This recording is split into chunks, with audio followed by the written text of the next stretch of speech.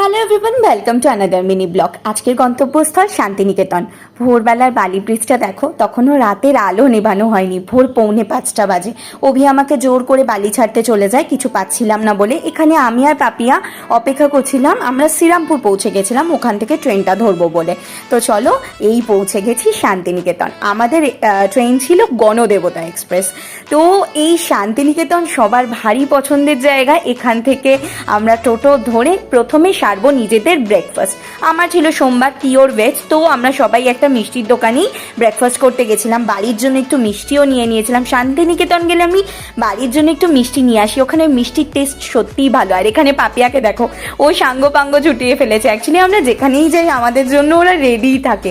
আর এই কালাকাঁদ মিষ্টিটা জাস্ট অসাধারণ খেতে ছিল। তো চলো, এবার তোমাদের সাথে বাকিটা নেক্সট ব্লগে শেয়ার করব, যতটা পারলাম শেয়ার করলাম। এখন আমাদের চলছে টি পার্টি। আজকের মতো এইটুকু, দেখাবে নেক্সট ব্লগ।